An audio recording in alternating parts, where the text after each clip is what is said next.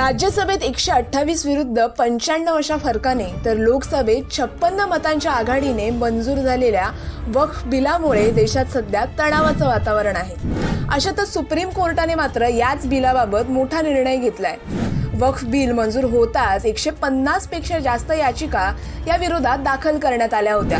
त्यापैकी 5 महत्त्वाच्या याचिकांवर सुनावणी करण्याचा निर्णय सुप्रीम कोर्टाने घेतलाय आणि अलीकडेच झालेल्या सुनावणीत नव्या बिलातील 2 मोठ्या बदलांना सुनावणी पूर्ण होईपर्यंत स्थगिती दिली आहे। वक्फ बाय युजर ही संकल्पना रद्द करण्यासह वक्फ मंडळावर किंवा केंद्रीय वक्फ परिषदेवर कोणतीही नवीन नियुक्ती 5 मे 2025 पर्यंत न करण्याचे आदेश देण्यात आले आहेत। त्यामुळे आता पुढील सुनावणीत सुप्रीम कोर्ट नेमका काय निर्णय घेतं याकडे सर्वांचं लक्ष लागलंय। तुम्हाला काय वाटतं, येत्या काळात सुप्रीम कोर्ट वक्फ बिलात मोठे बदल करेल? कमेंट करून नक्की सांगा आणि अशाच बातम्यांसाठी पाहत रहा नवा काळ।